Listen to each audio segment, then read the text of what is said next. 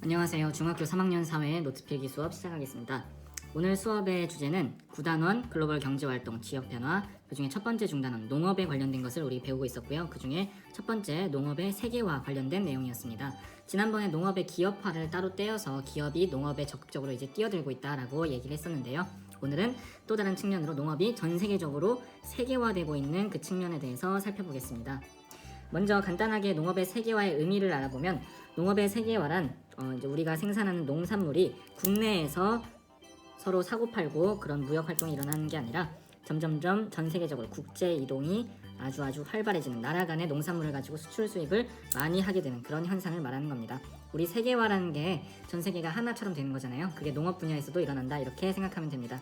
그렇다면 과거에서는 어땠느냐? 과거에는 그냥 국내에서의 이동이 많았고 요즘에는 국제적인 이동이 많아졌다, 이렇게 보시면 되겠습니다.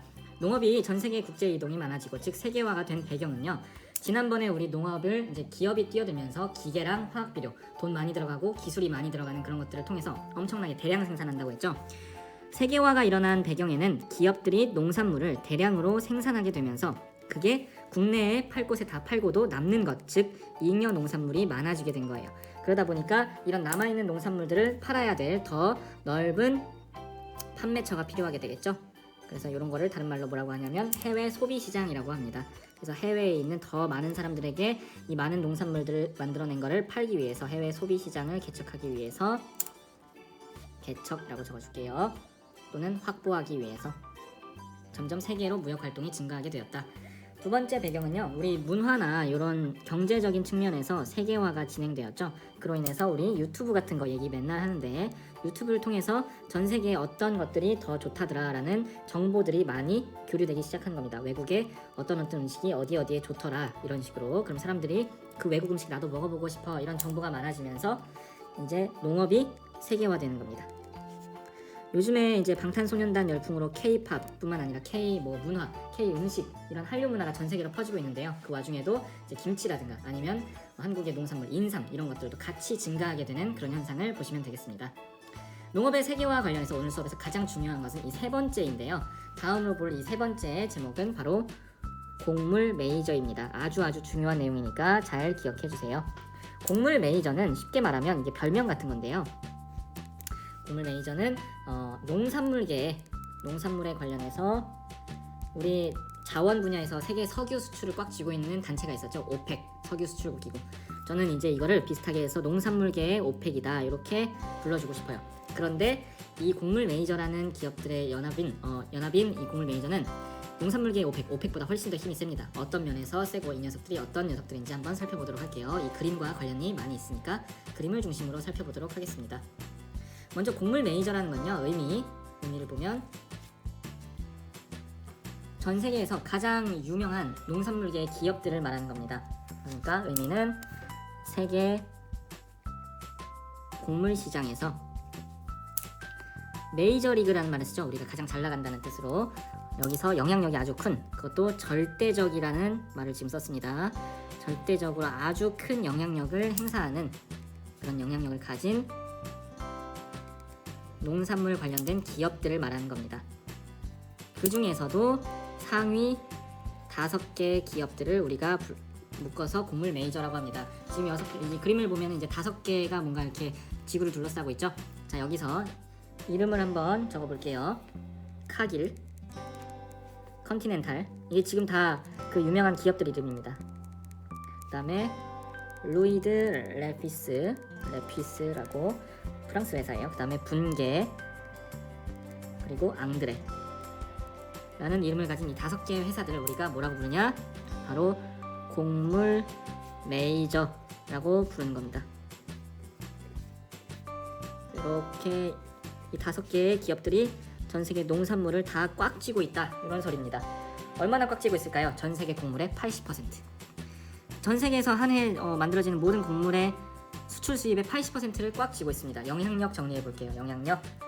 전 세계 곡물 유통의 80%를 장악하고 있다. 여러분, 근데 이 회사들의 이름 들어봤나요? 처음 들어봤죠? 그래서 더 무서운 겁니다. 물론 아는 사람은 알겠지만 이렇게 커다란 기업들이 전 세계에서 우리의 식량 자원을 다 가지고 있는데 우리는 그걸 잘 모르고 있죠. 이젠 알아야겠죠. 전 세계 곡물 유통의 80%를 장악하고 있습니다.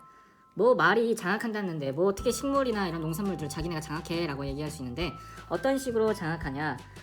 이 기업들 5개가요 전 세계에서 이제 식량, 곡물의 유통, 그러니까 수출 수입과 관련된 모든 것을 다 가지고 있습니다. 예를 들면 우리가 청양고추라는 한국의 맛있는 이제 유명한 고추를 만들 때 그 씨앗 있죠? 그 씨앗의 저작권 비슷한 이런 종자에 대한 권리를 이 기업들이 가지고 있어요. 실제로. 그리고 수출 수입에 필요한 많은 저장 시설들, 안 그래도 저장 똑바로 안 하면 다 상하잖아요, 농산물이니까. 그리고 수출 수입에 필요한 항구들, 배가 안전하게 정박할 수 있는 항구, 그리고 수출 수입을 할 수 있는 커다란 선박을 가진 회사들, 이런 선박 회사들까지도 전부 다 누가 가지고 있냐, 이 5개 기업이 소유하고 있습니다. 그렇기 때문에 농산물의 생산에서부터 유통, 소비, 수출에 이르는 모든 것을 다 꽉 쥐고 있기 때문에 웬만한 가난한 국가들은 이 5개 기업들이 그냥 얼마에 원해? 비싸게 팔자 이러면은 비싸게 살 수밖에 없는 거예요. 곡물이 부족하게 되면. 그러니까 말을 잘 들을 수밖에 없겠죠. 그만큼 유통에 대해서 이제 영향력이 강하다. 유통과 관련된 씨앗, 종자, 그리고 항구, 저장시설, 그리고 이동하는 필요한 선박회사 등등 모든 것을 소유하고 있습니다. 누가 그러냐고요? 바로 이 상위 5개 기업들. 알겠죠? 그러니까 우리가 이름은 잘 못 들어봤지만 카길, 컨티넨탈, 루이드 레피스, 분계, 앙드레 이 5개의 회사들이 전 세계에서 만들어진 모든 곡물을 다 한 곳에다 모아요. 그게 미국의 시카고라는 곳인데 거기에서 다 결정을 합니다. 그래서 어느 나라로, 어느 가난한 나라에 얼마나 비싸게 팔지를 이 5개 기업들이, 국가가 아닙니다. 국가보다 훨씬 더 힘이 센 기업들이 정하는 겁니다. 그럼 가난한 국가들은 울며 겨자 먹기로 곡물을 살 수밖에 없어요. 여기서 아무리 가난한 국가에서 곡물을 많이 생산한다고 해도 이걸 유통시킬 수 있는 시설, 항구, 배 여기서 다 가지고 있기 때문에 얘네가 함부로 할 수가 없습니다. 자, 그럼 특징을 보겠습니다. 이런 곡물 매니저들의 특징은요, 우리에게 가장 기본적인 자원이죠. 식량 자원을 가지고 마치 오펙 석유 수출국 기구가 석유를 가지고 무기화했던 것처럼 이것을 무기화합니다. 그래서 어떻게 하냐? 자연재해나 뭐 여러가지 전쟁이나 뭐 전쟁 등으로 곡물이 부족한 국가가 있죠. 곡물 부족 국가에 아주 비싸게 판매해서 돈을 남기는 겁니다. 비싸게 가격을 높게 해서 판매한다. 그러면 이 회사들은 돈을 남길 수 있겠죠. 두 번째, 이 5개 기업들이 모인 곡물 매니저의 가장 큰 목적이 뭘까요? 전 세계의 식량 자원을 좀 이렇게 원활히 돌게 한다? 우리가 선박 배도 많고 하니까 절대 아닙니다. 이 5개의 기업은 그냥 기업이에요. 돈 버는 게 목적입니다. 그게 나쁘다고 말하는 건 아니지만 이 거대한 기업들의 영향력이 너무나 세기 때문에 문제가 나타납니다. 자, 기업의 이익이 가장 최우선 목표입니다. 이 5개 특히. 당연히 근데 모든 기업들은 다 그래요. 하지만 이 5개가 너무 영향력이 세기 때문에 어떤 문제가 나타나냐면 국제 식량 부족, 국제적으로 가난한 나라들 어린애들이 다 굶어 죽고 있잖아요. 그런 문제, 즉 기아에 허덕이는 그런 문제에 도움이 전혀 안 된다는 겁니다. 자, 도움이 안 되면 뭐 그러려니 하면 되는데 오히려 이거를 더 악화시킵니다. 더 나쁘게 한다는 거죠. 자, 왜 그럴까요? 이 사람들은 돈이 최우선이기 때문에 전쟁이나 자연재해로 이제 곡물이 부족한 이런 국가들이 있으면 여기다가 이 곡물 빨리 줘야겠다, 불쌍하니까, 이게 아니라 이 기회를 틈타서 어떻게 비싸게 팔까, 이걸 생각하는 겁니다. 그래서 전 세계 국제 식량 부족에 더 문제를 악화시킬 수가 있고요. 자, 이런 현상과 관련된 아주 유명한 책이 있습니다. 여러분께 소개해 볼 테니까 한번 나중에 읽어보시면 좋을 것 같아요. 왜 세계의 절반은 굶주린가? 라는 책이 있는데요.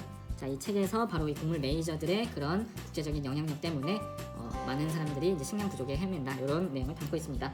마지막으로 간단하게 정리해보면요, 우리가 지금 오늘 배운 농업의 세계화에 대해서 배우다가 이걸 얘기했잖아요. 농산물이 국제적으로 이동이 많아지는 게 농업의 세계화죠.